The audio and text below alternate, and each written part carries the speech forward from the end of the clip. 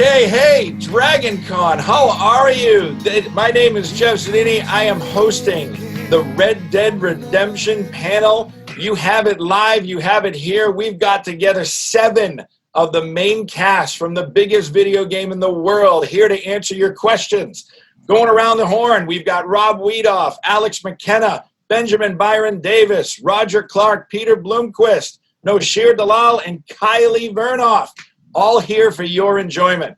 Just so you guys know, we were overloaded with questions, so I am going to do my best. I am going to keep these guys as quick as we can, guys and girls, as quick as we can with questions so that we can try to get to all the ones that we can to get them answered.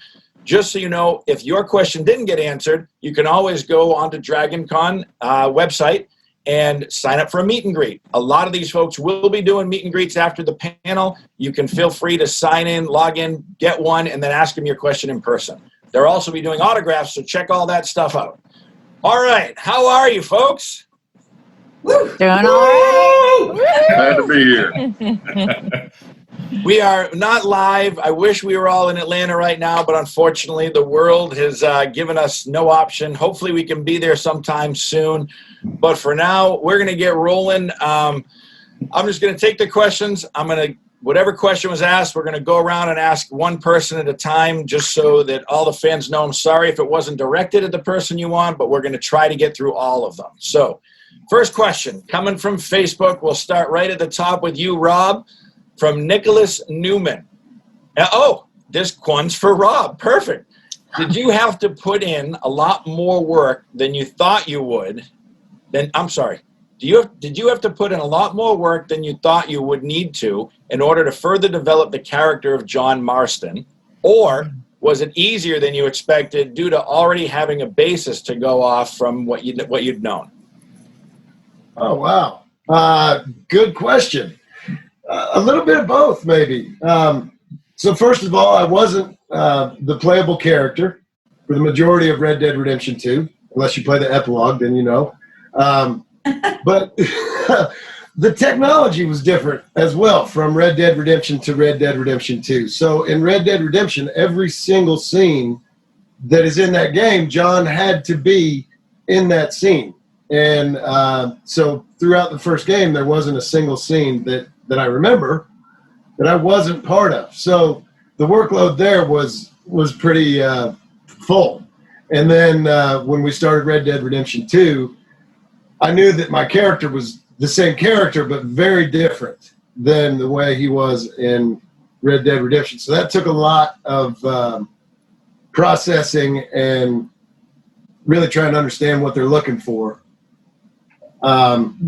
Because I don't know if everyone's familiar with this or not, but we weren't given the script in its entirety. And we weren't given it, when we were given the script, the sections that we got, they weren't in chronological order. So there's a lot of figuring out from the very start to the very end of the process. And there's a lot of trust involved and a lot of trying to work things out together, trying to figure out exactly what's going on, basically. But no, being a playable character is definitely more work than being a non-playable character.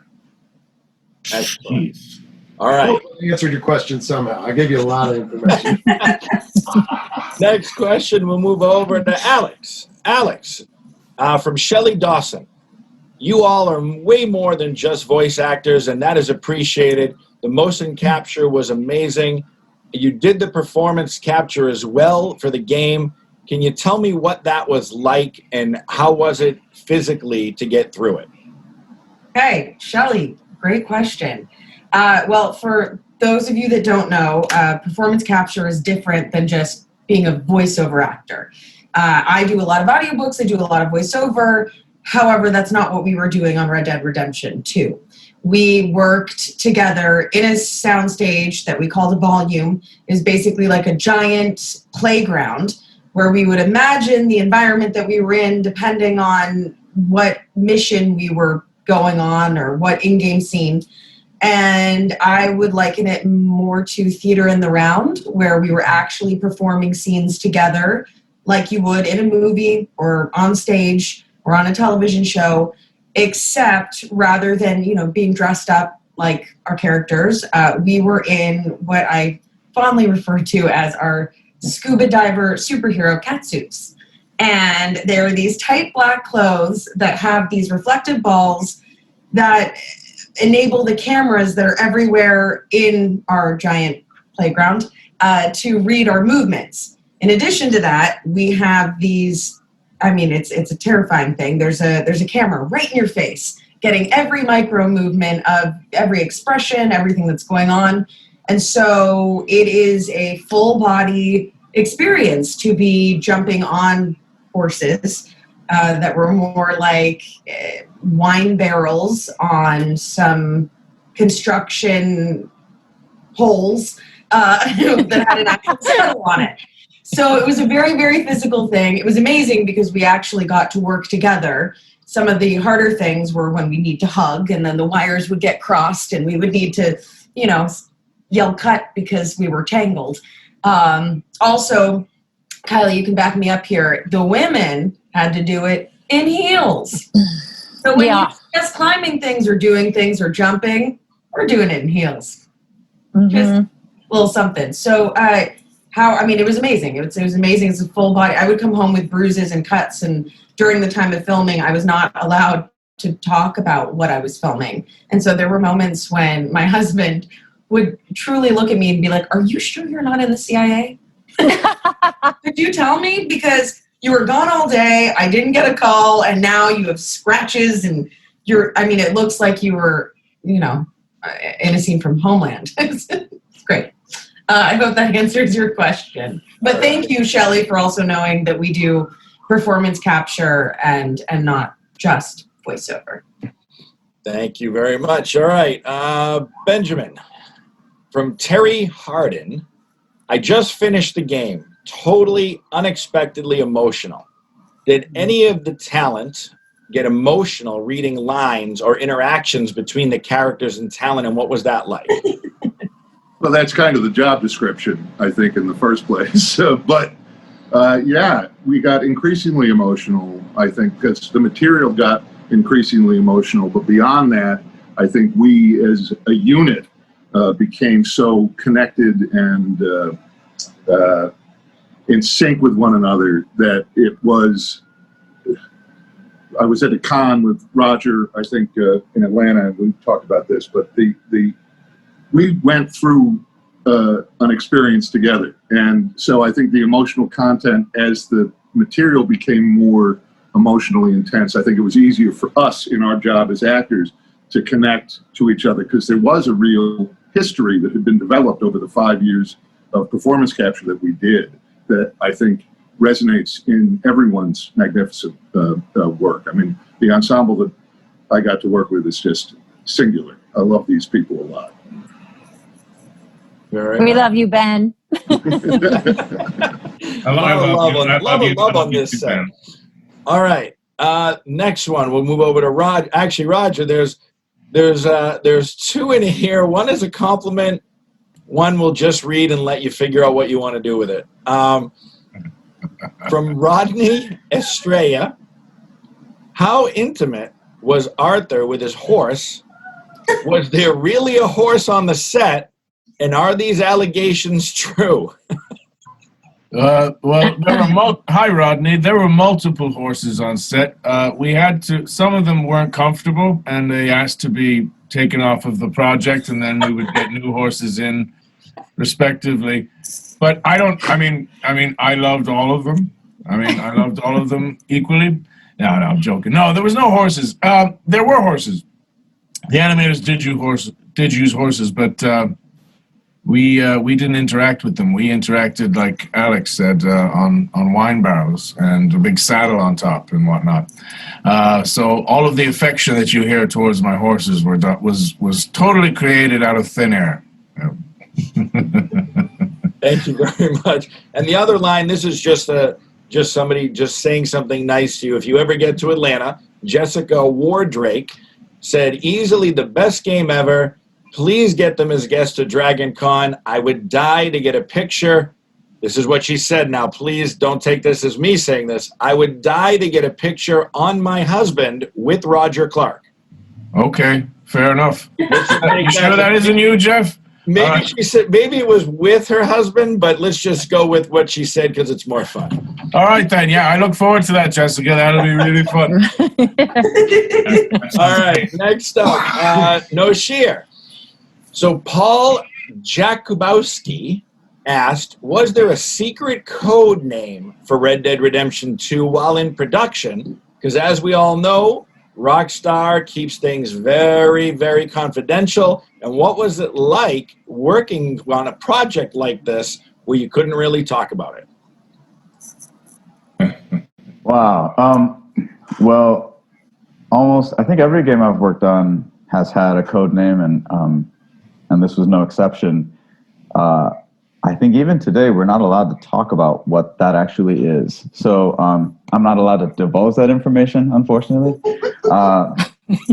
But yes, there are a lot of secrets on this set, more than probably almost any other set any of us have probably been on. So secretive that I'm probably one of the last members of the crew to show up. And I came on thinking I was coming on to a completely different game. And Rob Weedoff was kind enough to take me aside and be like, do you know what the hell you just got into? And I was like, a little help would be great.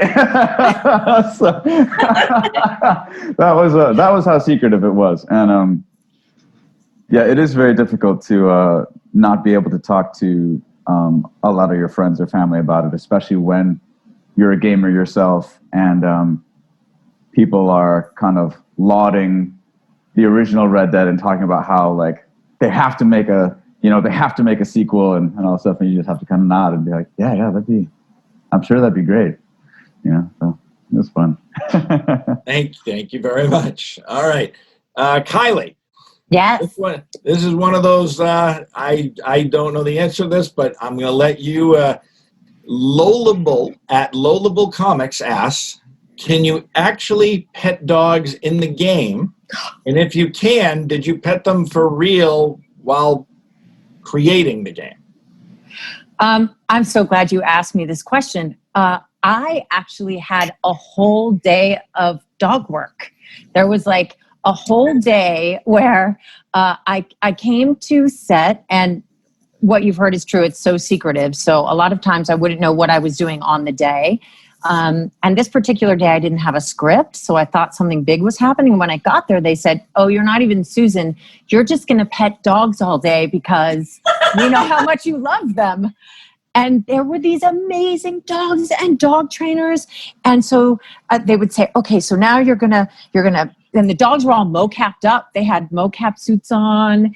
And so they would say, oh, now you're really enjoying petting this dog. And now you're angry with the dog. And it was incredible. And yeah, you can really pet the dog in the game. It gives you like when Kane is around camp, it'll say you can greet Kane. And if you greet Kane often enough, and I don't know if your honor has to be high, but yeah, you can pet Kane and he wags his tail and it's just the best. And those dogs were amazing. And it was one of my favorite days of work ever in my life. So I'm so glad I got that question. Thank you. I guess that was a good rotation then. All right. Mm-hmm. You guys remember the ball would fall off of the tail because they'd be wagging it so much. The ball would always fall off. Yes. I can't believe I missed this. I'm so bummed.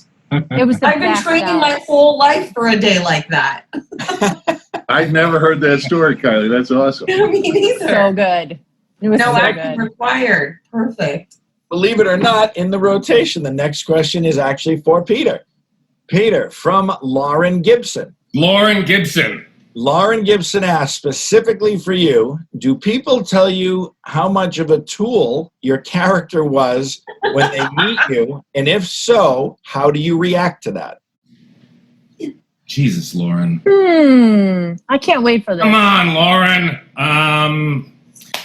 Did they tell me how much of a tool I am as Peter when they meet me? I don't know. Once in a while, I suppose. I mean, Micah is, I guess, kind of a tool. I mean, but no one's directly come up to me and said, Peter, you're a tool. Also, Mike is a tool, but Peter, you're a tool. That hasn't happened yet, Lauren, until now. I assume that you're sort of indirectly calling me a tool. Thank you, Lauren. All right. Moving on. Let's go back to Rob. Rob, Lauren Gibson asked, what would you like a third Red Dead Redemption game to look like? More Jack Marston? Or perhaps go back even further with one of the characters that was mentioned in Red Dead Redemption 2 but did not make it out of Blackwater? Well, so I know that I could never ask Rockstar to do anything more than they've already done for me, for sure. I never could have asked after Red Dead Redemption. Then came Undead Nightmare. Then came Red Dead Redemption 2. I could never, ever expect or even pretend that it would be okay to ask for more of my involvement in anything they do, although I would love it. But I think, yeah, maybe you go even further into the past and you learn more. I like the idea of that a lot. I don't know. Let's see, John would then be way younger. And so myself, I am older and getting older every day. So it would be probably pretty difficult for me to pull that off. I would try. I would absolutely try. But if John had any involvement, I don't know that it would be me portraying him.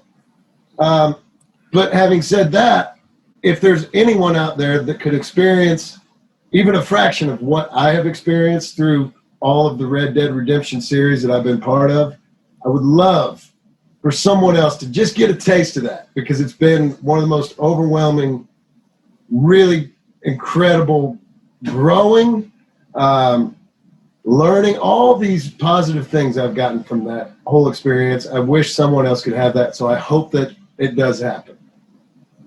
Amen to that. Yeah. Thank you very much. All right, this one is from Twitter, and it's specifically for Alex. It is a long one, so bear with me a moment. They wrote something nice, and there's a question involved. So here we go. I'd like to start by saying this game was so beyond special, and much of that is due to all of the actors' beautiful portrayals. John and Dutch were such standout characters in the first, and the additions of Arthur and Sadie and Micah and a fleshed-out Javier make the franchise really what it is. So hats off to all of you on your hard work and beautiful performances. That's how it started. My question is for Ms. McKenna. The evolving relationship/friendship that grows between Arthur and Sadie is one of the best I've ever seen across this medium. It fully culminates with her request to Arthur to finish off the rest of the O'Driscolls, where Arthur utters one of my favorite lines in the game, "We're more ghosts than people." The player was given the choice to help Arthur find his humanity again at the end of the game. While her story was less of redemption like Arthur's and more one out of justice through revenge, do you think, with her interactions with John, Charles, etc., and her new life as a bounty hunter in the epilogue, that Sadie was able to heal enough to believe she's found some of her humanity again as well? That is a phenomenal question. And also, thank you for the kind words. I think that was beautifully put. Actually, yes. I think, when I think about Sadie and her character arc and her journey, it's a bit of a phoenix rising from the ashes. Everything's been burnt down. She had nothing. There's nothing to fear because everything that she would has already been taken. And she a couple times talks about how she doesn't fear dying, which I think is true. And I think over the course of the game and the relationships that she fosters, particularly with Arthur, she finds the love that had just kind of disappeared with that much grief and that much trauma, and creates real attachments and has a loyalty to making sure that John's okay for Abigail, and truly loves and respects Arthur on a level that I think when you first find her, she wouldn't know was possible because of everything that happens. For those of you who haven't played, if you don't know. But yeah, that's beautifully put. I do think she finds herself and comes into her own in a different way, where, she's a woman in the West and she's got her own business and it's thriving and she's just a boss. And I think in that she finds a new lease on life, even if it's not, no one's ever the same when a huge drama happens. And I think Sadie's no exception in that. But yeah, I think something does happen for her. And while revenge is something there, I think her loyalty to the people that she loves is paramount.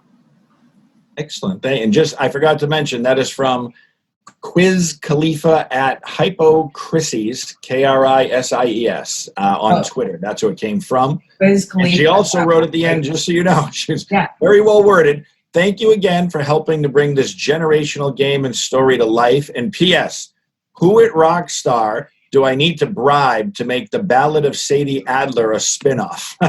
Yeah! Listen, I don't know anything about anything, but if they called, I would say yes. For you. All right, let's keep going around the horn here. Next up, we've got Ben. Let's see. From Nick Shannon, at Nick Shannon21, he asks, how long would it take to go from one edge of the map to the opposite edge? That is something I don't know the answer to. I'm assuming he means from like all the way out in near Mexico all the way to Annisburg. I know the map, but I've 100% of the game. And this is for Nick. Is that the name of the question asker? The question came from, yes, Nick Shannon. Nick, I think that's a wonderful question. Thank you for asking it. And to Quiz Khalifa, thank you for the fine compliment, the question before. But Nick, I think you're going to have to try that out for yourself, my friend. I do know there was, Roger, somebody participated in walking a bowl of soup across the map. Did they do the whole map? I don't know the answer, but I think it's worth trying.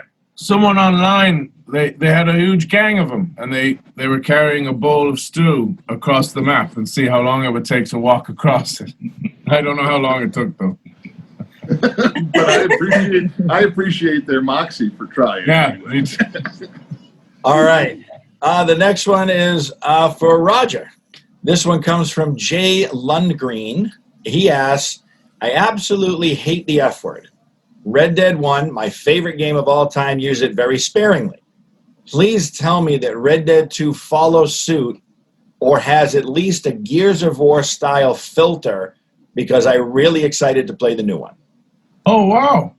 Well, yeah, as it happens, our R&D team, the guys who did research on the game were absolutely phenomenal. And they taught me something that I didn't know before we started working on it, which is the F word back then really wasn't that common a curse word. And if it ever was used, it was a noun more than a verb. This is what we learned. And the script writers behaved accordingly. And, I struggle to think of any occasion of the F word. There's plenty of S words, but no, I don't think that there isn't a lot of F words in Red Dead 2, and that is historically accurate, apparently. All right. No share. Derek asks at the derelict asks, did it feel like a chore to keep the campsite in good spirits, or was it manageable? Is Derek who asked this? Yes, this was from Derek. So I think that's a really interesting question. I'm trying to think of how to answer it, because I think one of the really fun things, I'll speak only from my perspective, was especially anytime I got to be involved in anything happening actually at the camp, it was often like, it was like getting to be an audience member at one of my friends' theater openings, because I got to see someone talk about an aspect of their character's life that I never knew about. I got to hear a story I had never heard, and I often got to see, you know, ball busting guys and like ass kicking women talking about like really tender, beautiful moments.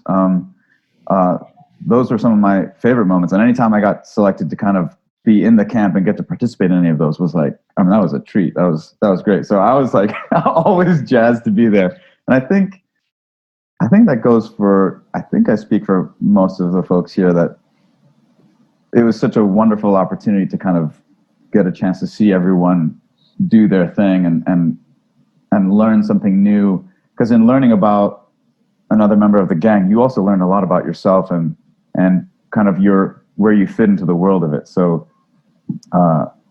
keeping the camp lively was, at least for me, no problem. Every day was like going to the circus. It was great. All right, thank you. Okay, so the next one, Kylie. This one is this one's definitely about playing the game. Are you a player of the game, or should I skip that one and leave it for Peter? Well, I've played some. It would just depend on the question. I've gotten a few chapters in. Okay. It says, how does the world, this is from Wayne at 79 Mossy, asks, how does the world of Red Dead Redemption 2 feel like to play around in? Does it feel as lived in as it looks compared to when you were acting in it? I think what he's asking is, does it feel like in the game how it felt like to you guys as you were acting? Does it feel like it did? Yeah, I can answer this question, and I would say absolutely. I think I was amazed because I'm not a gamer and because I really hadn't played video games before this.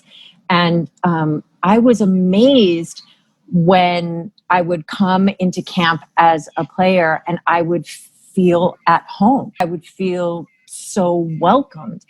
Obviously, there's an added layer because someone might be, calling to me and I'd be like, oh, that's Javier, that's Gabrielle. Let's see what, sometimes I would discover scenes that I hadn't been privy to on set, right? Because we don't get to see everything every actor does. But I would say that when I was out on missions and I would come home, I would absolutely feel the community that we worked so hard to build for all those years. You're going to hear a lot today and in other interviews about how we all feel like family, and it's absolutely true. It is absolutely true. We adore each other. It's a relationship unlike any other cast I've ever worked with. And I think that translates when you're playing the game. I think it's one of, it's so successful because when you're out in the world and you're doing missions, and sometimes it's scary and you're being chased, or at least me, I'm always getting murdered. I'm always wanted. I'm not so good at shooting. Not only is it a relief to come home, but I'm proud. Usually I've brought something. I put something in the box and, yeah, my answer is yes, absolutely. I think it does translate. Yes. Thank you very much. All right, Peter, from at Rawa7, RAWAH7, asked, can you shoot a hat off a person without damaging said person? Yes, I can. You don't even need to finish the question. No, finish the question. Go. That was the question. Go do what's the whole thing? That's it. They just want to know. Yes. Can you shoot a hat off a person without hurting that person? Micah can't. But as the player, I believe you can certainly shoot the hat off of them without hurting them. Correct me if I'm wrong, anyone else. I think you to get 100% completion, you have to do that for the sharpshooter challenge. Right. And I know from playing it, yes, there are plenty of times where I've been in a battle and I'm just shooting hats off of people instead of the actual person. Not intentionally. But yeah, you can shoot the hat off a person without hurting them. Excellent. Thank you very much. All right, going back up to Rob. Rob, Doraku at Jerry Skid asks, as a fan of a single-player game, is the depth of the world and story still as strong as it was in the original Red Dead Redemption? Yes, if not more so. I think if I'm understanding the question correctly, yeah, I think that there are so many things more developed. Every aspect of the game is probably more developed in Red Dead Redemption 2 than it was in Red Dead Redemption. So yeah, I think absolutely. Am I understanding this correctly? As a fan of single-player games, they just want to know if the depth of the world and the story is as strong as it was in Red Dead Redemption, the original one. Is it just as strong in Part 2? Absolutely, yeah, without a doubt. Without a doubt, yeah. I think that what I would say to people who have played Red Dead Redemption 2, and you love the game, you love the story, the emotional, everything that you get from Red Dead Redemption 2. Okay, now if you haven't played Red Dead Redemption, you go play that, you're not going to have the same graphics, unfortunately. You're not going to have the same capabilities to interact with as many things, but you will have as strong of a story. So I guess, yes, I'm answering your question backwards, but yes, I think that without a doubt, Rockstar absolutely tells a story first and foremost, and everything else is kind of icing on the cake. Okay. Absolutely. All right. We got a whole bunch of questions about, it's pronounced Guarma, correct? We have a bunch of questions. So the next bunch of questions are all about Guarma. No, she's like, I'm out. I know. So we will start, let's see. Alex, how far is Guarma actually to Tahiti and Australia? Listen, I don't think any of us knew how far Tahiti is from where we're at. So I'm just going to start there. I really couldn't tell you. Alex, and maybe Sadie, I'm not sure that geography or chronology is our strong suit. It's just different in the Wild West, you know? What is time? What is distance? Can your horse get there? Have you been treating it right? That's the kind of measuring that I do, not actual miles. And that's my answer. All righty. All right, Ben, you're up. Why did Rockstar develop such little content for Guarma? Do you know?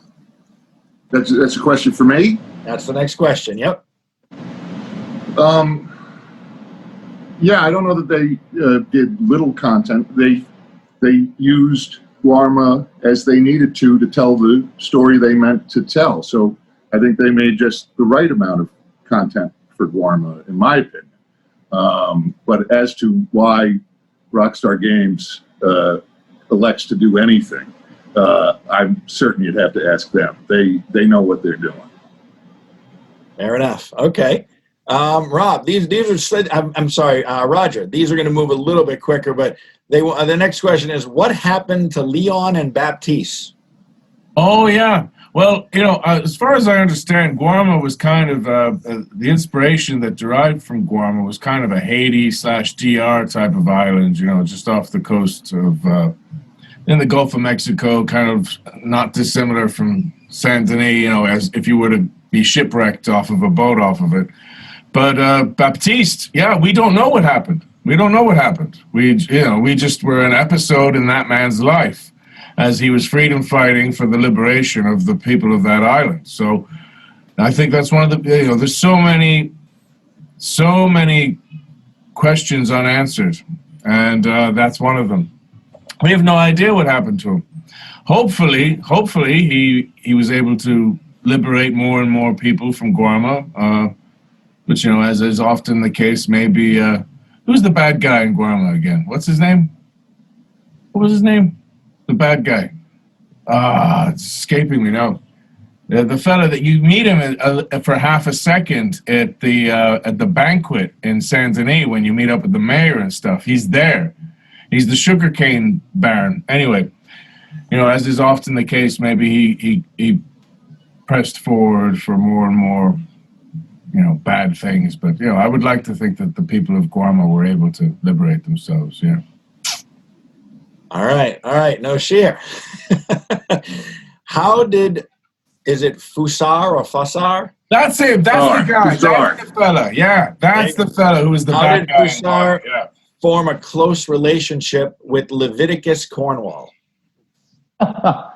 Okay, first of all, I'm way out of my depth here. Charles ain't even at Guarma. So, if anyone else wants to take this question, please. Does that better suit somebody else? Me, Ben, and Peter, our characters were on Guarma. Leviticus Cornwall had the relationship with Fusar because Cornwall sold the sugar that Fusar harvested in Guarma. That's why they have the relationship that they have. Now I know. Thanks for telling me. All right. Well, we'll go back. So I'll grab another one outside of Guarma for you, Noshir. So for you, this one is from Phil Harris at Phil1 Harris. How is the exploration in the game? It would take me hours, sometimes days, to reach my objective because I would get sidetracked so easily and so often. How does Red Dead Redemption 2 compare in pulling you away from your objectives to do other things? Oh, Phil, my man. If you're a sucker for side quests, you're in big trouble, buddy.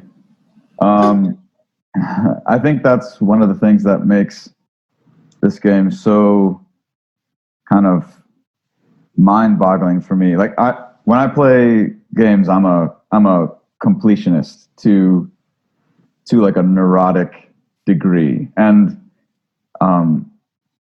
the fact that you can turn almost anywhere, speak to almost anyone, and come across someone else who needs help, or that some other side quest, that you're going to be at this for weeks. So just like block out all that time. Don't talk to any of your friends. Just tell your family you're on vacation and go for it, because you're in big trouble, buddy. That's all I got to say. Well, we got another animal question for you, Kylie. How does that work? It came around to you, but you weren't in this Guarma, so No. They want to know how many rare animals. Do you have any idea how many can actually be found on Guarma Island? Ben knows that answer. Can I toss that one to Ben? Sure, I'll dig down. He's the for man another with one the for you. plan. Okay. You can find three different. Sometimes, isn't it? Because sometimes people miss it and then they can't. Anyway. There's missable stuff on Guarma, unless an update has changed that. There's missable stuff on Guarma, but I believe there's 3 different kinds of parrot and 2 kinds of snake and 1 kind, and that's it. 2 kinds of snake and 3. I think there's 5 missable critters on Guarma, if my memory serves. All right. Okay. So Kylie, we'll jump back to you with another question from Christopher Williams at Chris Continues. Asks, the game is, I'm sorry, it's abbreviations. The claim is that it's individualized and people go on day-to-day, extra characters go on day-to-day living their own lives. What happens if one of them accidentally walks in front of your gun and dies? Does the town react appropriately, or is that person simply replaced by another townsperson? Oh, Christopher, that's an amazing question. And I don't know that I can answer this accurately, but I can tell you that as a player, I have accidentally shot a lot of people. I'm not kidding. Sometimes I've tried to give the veteran money, and hit him or shot him. You didn't shoot the veteran, did you? I think that was actually my husband, but somebody did. And Did the veteran ever come back? That'd be how you.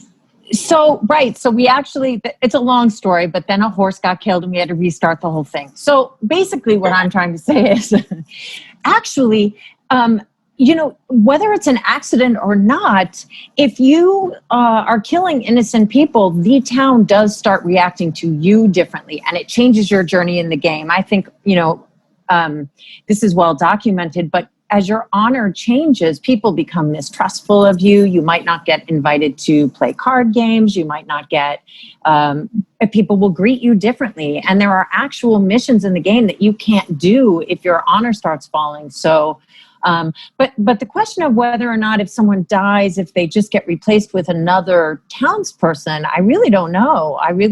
But I know there are consequences for you. That's what I got. Okay. All right, Peter. R.I.P. veteran. It's a twofold question back on Guarma. They want to know, where is Guarma located in real life? Do you know the answer to that? Yes. Where is it? It's just a couple miles off of Staten Island, I think. Okay. I don't know.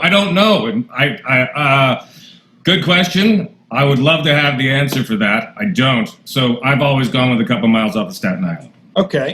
I know the dialect coaches we had, they were gearing for a DR Haiti type dialect.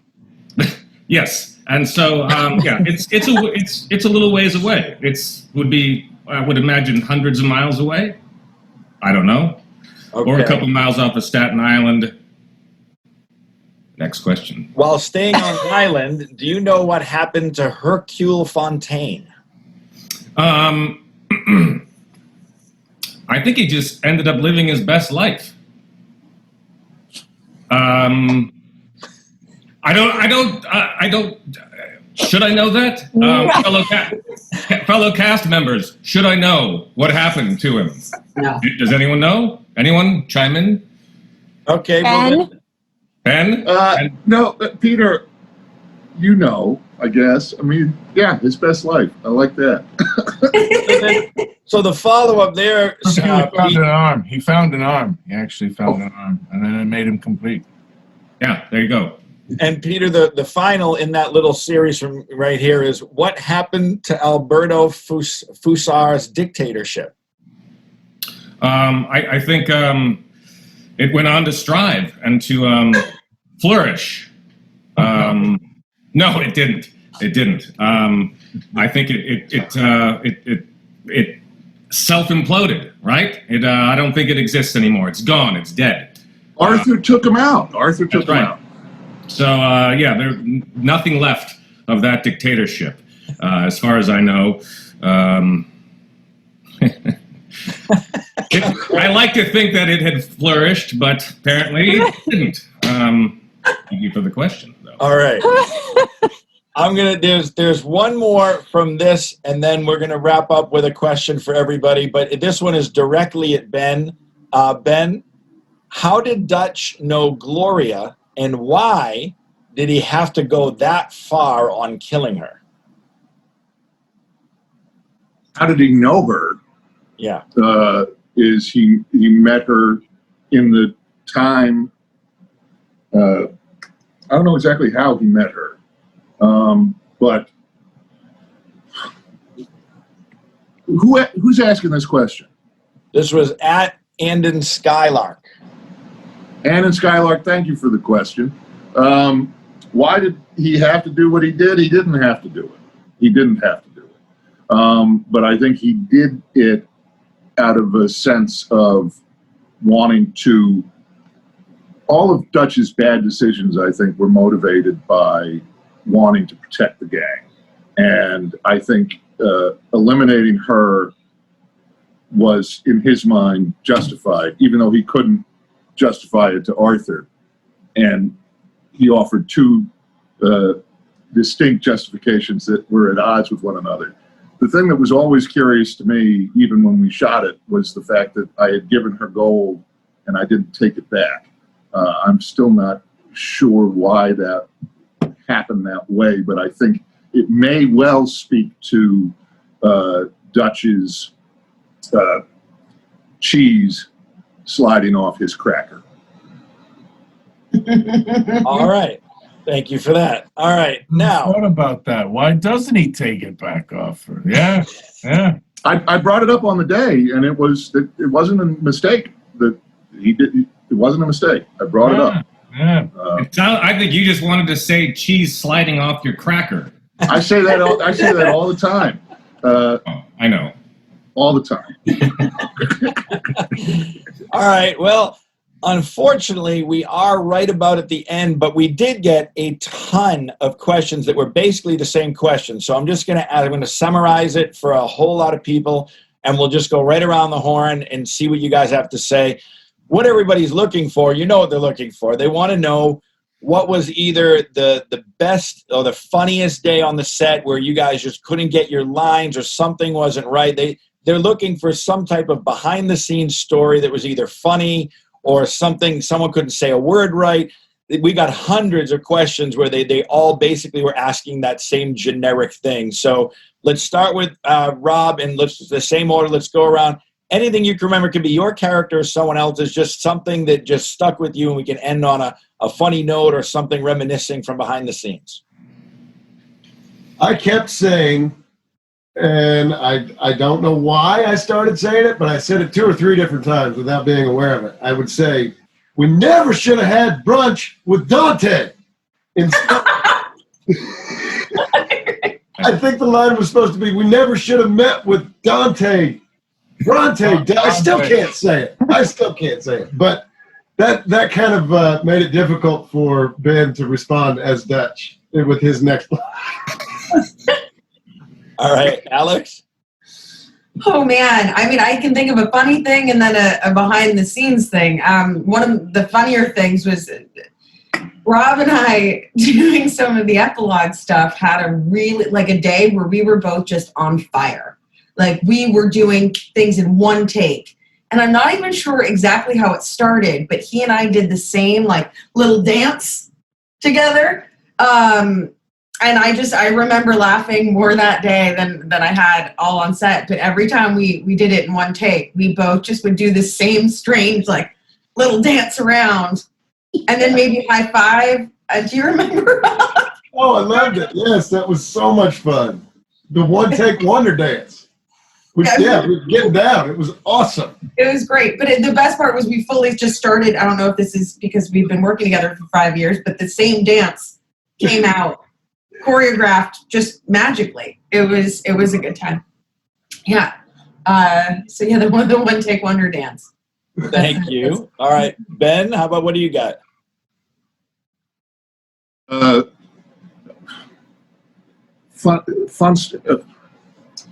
There's a fun story that has not been told, which is we all had our own, well, I don't know if we all did, but Dutch had his own gun rig, and I had my own 6-shooters that were longer than other people's 6-shooters. And all of us, no one more than Peter for the record, but all of us got pretty accomplished at holstering and removing from the holster our guns.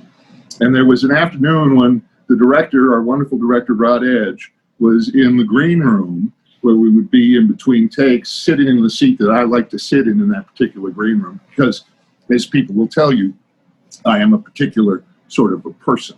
But so my guns were there, and I picked up one to put it in the holster, and I picked up the other, and the barrel fell off of it. And it began a 3-year investigation as to whether or not Rod Edge had broken my 6-shooter playing with it, even though he knew no one was to touch it. But he was the director, so he got to touch it. He broke my gun. I know he did. But I still love him to death. Thank you very much, Ben. Roger? Roger? Yeah. How about you? Oh, yeah, I had a cattleman. I got pretty familiar with the Cattleman. I liked the Cattleman because it's more evenly balanced than what Ben had. Ben, I think, had a Schofield, which had a longer barrel.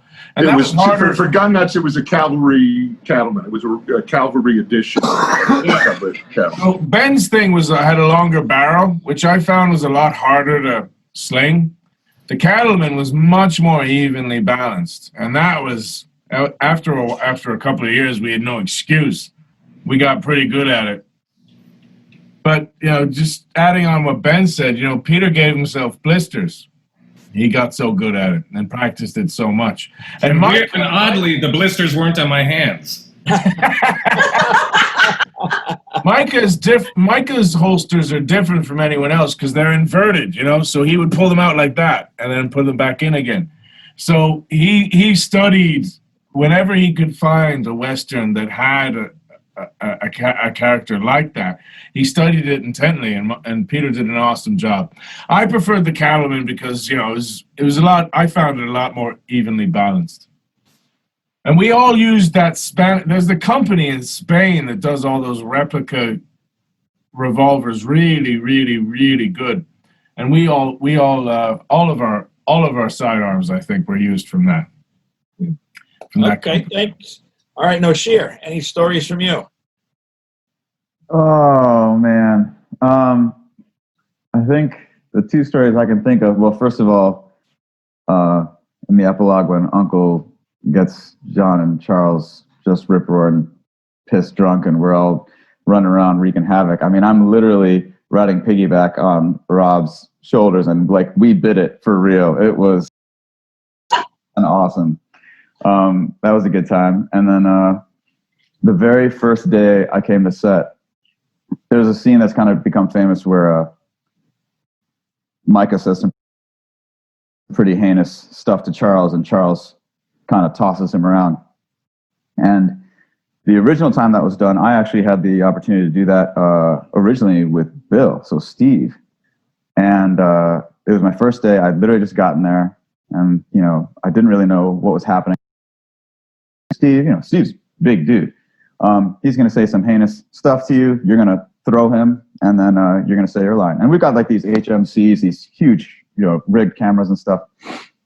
And I told them, okay, are we going to like take the helmets off and put on like soft caps, which are like, it's what you do if you're doing this as a stunt. And Matt Tempest, the technical director, is like, no, it's going to be fine. And I was like, okay, so then Steve, you're going to turn your head to the right. I'll turn my head to the right so that, we don't antler lock, and we'll go for it. Are you feeling comfortable with this? And Steve was like, yeah, sure, no problem. And I was like, so everyone's sure you want me to do this? Because I don't want to break anything. Like, I'm going to break something. And then everyone's like, no, it's fine. And Video Villages, no, it's fine. Roger just like, no, it's fine. And I was like, all right, I'm telling you, I'm going to break something. Like, action. He says this thing, and I throw him. And I threw him probably like 6 feet or something. Like, he got air. And when it was done, both of our HMCs just exploded. And I'm like, eat that. And as I'm saying, eat that, my HMC, my camera is just like swinging in front of my face. And I like walk off, and I hit my T-pose, and I was like, I am so fired. I am so fired. And like, you just hear like after a moment of a really uncomfortable silence, it's like, cut. And then Bobby in Video Village just literally gets up and he's like, no, because he just like 3D printed these like carbon fiber helmets, and I destroyed like, I don't know how many thousands of dollars worth of equipment in one go. And I was $10K apparently. Yeah. And I was pretty sure that was going to be my shortest mocap stint. But they kept me so around. Good, Nosh. We couldn't have done it without you. Thank you very much for sharing. Kylie, what do you got for us? Well, I'll share two moments. First of all, the first time that I would say the first time that I encountered the character of Micah, the first time we worked together, we had this scene where he calls me over to sit on his lap and then just starts insulting me in a way that I don't know that I've ever been insulted like that. It wasn't just the words on the page. It was the way this man could just say, oh, I bet you were a tiger. back in the day. I could not stop laughing. I was laughing so hard. I didn't understand how I was supposed to get through these scenes. And I was like, who is this psychopath actor that I'm working with? It was quite an introduction.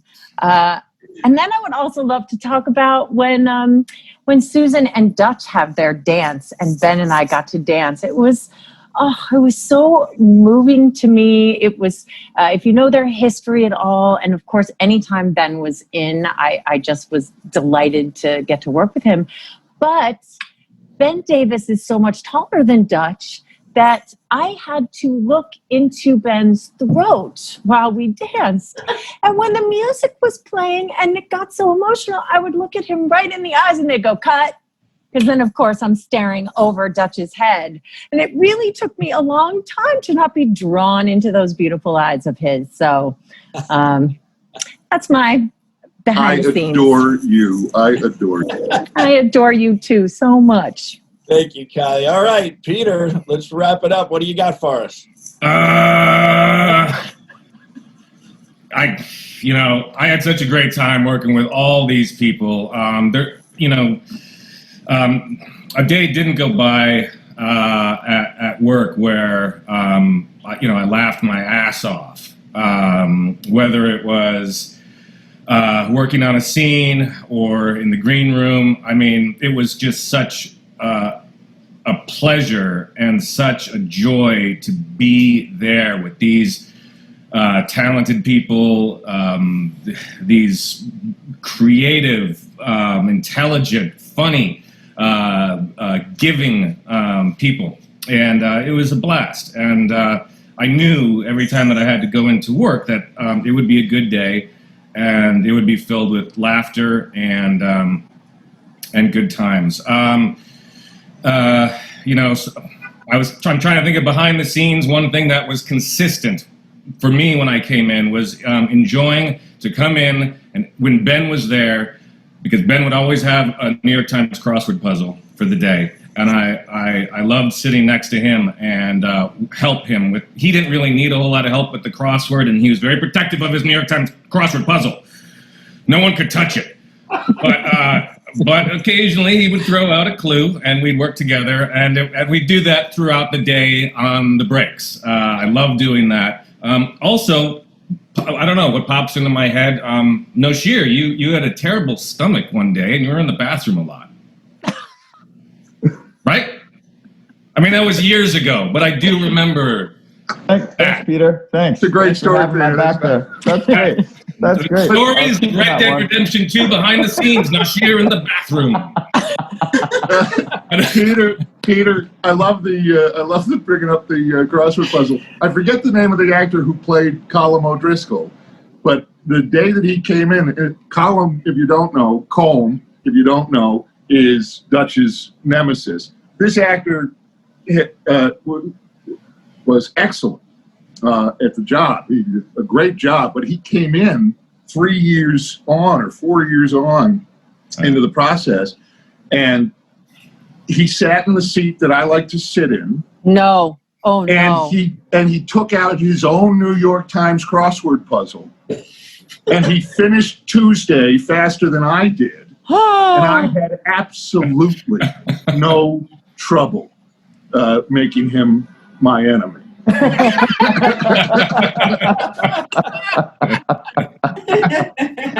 You found All your right, nemesis. gang. Well, we are out of time. I want to say a big thank you to Rachel and Regina at Dragon Con who let us put on this panel.